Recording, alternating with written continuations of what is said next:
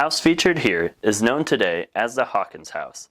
It is so named because of the 3 generations of the Hawkins family that lived here for 79 years. The house, located at the corner of 2nd and Cherry Streets in Rogers, is a 5-room brick house that prominent local businessman Durant Alexander Oakley hired the Matthew brothers, John, Frank, and Zeke, to build for Oakley's Aunt Molly and Uncle Barry in 1895.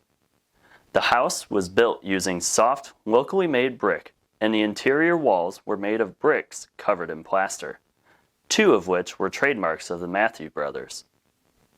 While the house was wired for electricity when it was originally built, it did not have any indoor plumbing.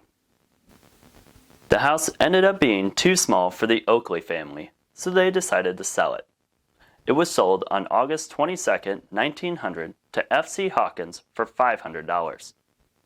In 1980, the city of Rogers acquired the Hawkins House for the Rogers Historical Museum, made possible by the family of Harold Hawkins, a grandson of F.C. Hawkins, who donated their share of the property. The museum relocated to the Hawkins House in 1982 from its original location on First Street. The house was renovated and furnished to reflect a late Victorian period home and was open for guided tours. Because the museum offices were also in the house at the time, it was a pretty cramped space, as the house was only 1,000 square feet.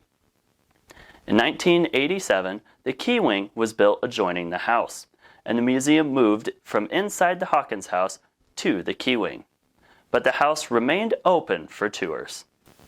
1995 marked both the centennial for the Hawkins House and the Rogers Historical Museum's completion of the Hawkins 100 project.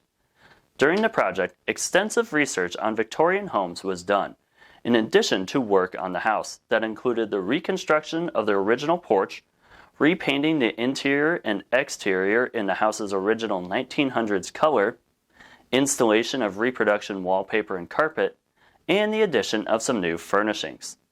Today, visitors can come take guided tours of the Hawkins House and see what a middle-class Victorian home in Rogers would have looked like.